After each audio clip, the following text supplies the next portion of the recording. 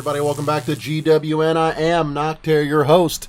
So it's been a while, guys. Wow, it's been I think a little over a month since we put out a video, and the reason why is just ain't nothing been really going on.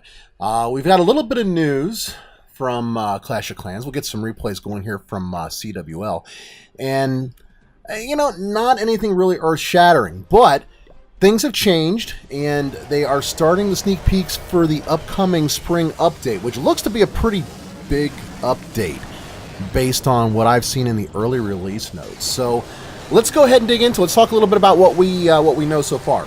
So a few weeks back, they talked about some quality of life improvements, some QL improvements, starting off with how when we go into a game, our traps and defenses will automatically be reloaded, and it'll be done for free as soon as we log into the game. That is awesome. I mean, I cannot begin to tell you how many times I've forgotten to click on the town hall and actually, reset all my traps and everything like that. So the idea that I can just go in and they automatically do it as soon as I log into it is really cool. Especially with 38 games, I can just zip right through them and have them all reset really, really fast. But if you don't log in, then they won't reset. So kind of keep that in mind. You definitely have to log in. The magic item user interface is now going to be in the town hall instead of the clan castle. I like that too. It seems to me like it's a better place for it. Never made sense for me to have it in the clan castle, but having it over in the town hall makes it a little less cluttered. That's nice. The leaders and co-leaders can now finally modify the war clan castles a little bit, just taking out things that somebody put in that shouldn't have been put in there. Another thing that's really nice, because you're donating stuff to people's war castles, and then you find out, oops, there's something in there that shouldn't be in there. And then the builder menu is going to finally change. And this is cool because this is something I've suggested a couple times over the last couple of years. Now everything's going to be listed in there, as opposed to, just what they think would be things that you would want. So that's some really cool quality of life updates. But the big news is what we got just a couple days ago about the changes to CWL, Clan War League. And this is cool because anybody who's played this game for a while, the Clan War Leagues for like the last 6 months or so, knows tanking is a major issue.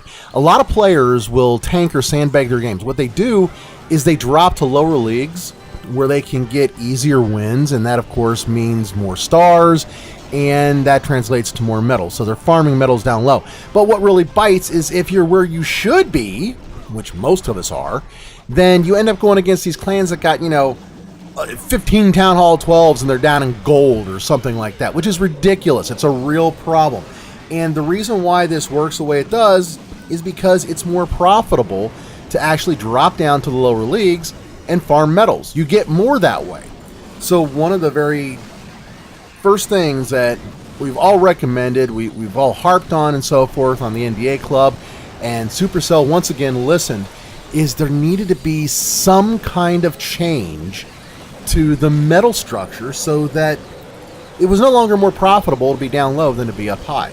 And it never really made sense to me either. I mean, how is it that you could actually get more medals in Crystal than you can get in Masters? That never really made much sense to me. So they finally changed the medal system so that now there's a fixed number of medals that everybody earns, and I'll flash it up on the screen here, depending upon where you place and what league you're in. So like, let's say for example you were in Crystal League, you placed first, you would get 274 medals. Second place gets 269, and then 264 for third, and so forth, all the way down to the 8th place, which is of course usually the team that didn't win any, or they won one, where they're going to get, say, 239. And the number of those that you're going to get will depend on how many stars minimum that you earned. If you did not get any stars, so you sat out the entire war, but you were a part of the active roster, then you will get 20% of the total winnings that your clan can get for that particular run. If you got 1 star, you'll get 30%, 2 is 40%, all the way up to 8 stars or more will get you 100% of the win bonus that you are eligible for. So let's say, for example, Crystal 1, your team, your clan finishes in 3rd place. According to the table, that's 264 stars that each member of your clan is going to get. And let's say you only got 5 stars. So of that total number of medals, you would get 70% of them. So that's not too bad. That's not too bad at all. It's a much better system. The idea is that it'll help push people up in the ranks, give people a reason to actually, knock on wood, try to go a little bit higher.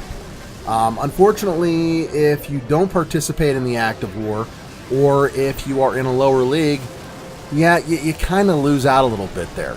And that's a bit of a bummer because you end up with a lower potential.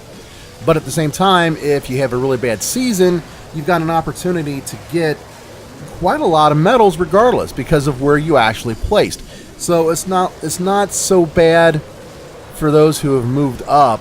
Like for example, in this last CWL, Divergent Void moved up to Master 1, and we only won 1 match. We got absolutely creamed. Got a horrible season. But using this system here, we would still be eligible for like 268 medals. Whereas I don't think anybody got more than 125. I mean, it was a terrible season for us this particular season. So this is a nice system that, knock on wood, will encourage people to move up and hopefully get some of these higher level town halls and higher level clans with mostly high level town halls out of the lower ranks so that they can be, a little more reasonable to play in. Now, another big change that's coming is that anyone below champions can potentially run a 30 versus 30 CWL roster. Up to now, it's only been 15 versus 15, so we can go to 30 versus 30. There's not going to be any reseeding, so I mean, if you're in Crystal 1 and you've been playing 15v15 and now you're going to do a 30v30, guess what? You're still in Crystal 1. Now, how's that going to shake out? Man, I don't know. I honestly don't know. I am not a fan of moving to 30v30 at all. I think the variability is going to be a problem. But I know what we'll have to wait and see. I'm going to go ahead and run a 30-30 on my own when we do have the next CWL in April, and we'll see how that works out. I'll have a mix of Town Hall 8, 9, 10, and 12. So I mean, I'll have a pretty good setup that I can run through it. What I'm afraid is going to happen is we've still got these clans that are tanked. Clans that are just playing low in general. They're going to bring in a whole bunch of Town Hall 11s and 12s, and all of a sudden Crystal will be filled with 30 versus 30 with 30 Town Hall 12s or something like that. The flip side of that, though, is it's not as profitable for farming medals. So I don't know how the community is going to react to this. I really don't. I mean, obviously, the bonuses that you would get that you can hand out at the end of the war, they don't change. So obviously, it's more profitable to split into 2 clans because you'll get twice the potential bonuses that you would get. So it's going to be interesting to see what the community decides is the way to go on that. So I don't know. Overall, I think the changes are pretty good. I don't know that it's going to have as much of an impact on tanking as we might like. We'll have to wait and see, and it'll be probably 3 months before whatever impact it has really is felt, because that's how long it's going to take for some of these clans to get out of the lower levels where they dropped. I mean, we've been seeing some tankers literally. These are groups that should be up in champions, and they're down in crystal and gold. I mean, I had some matches in gold on one of the clans this past CWL that I couldn't believe the number of Town Hall 12s they had, because again, it's gold. What are you doing with 5 or 6 Town Hall 12s in gold? That just doesn't make any sense. But good positive changes. That's the first set of sneak peeks that they've given, and we've got another set coming later on this week.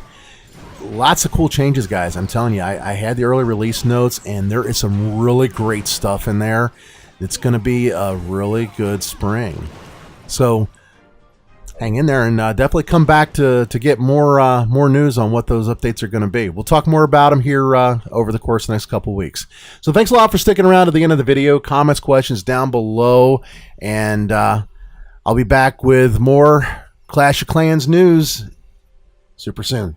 Y'all take care and keep on clashing. Bye-bye now.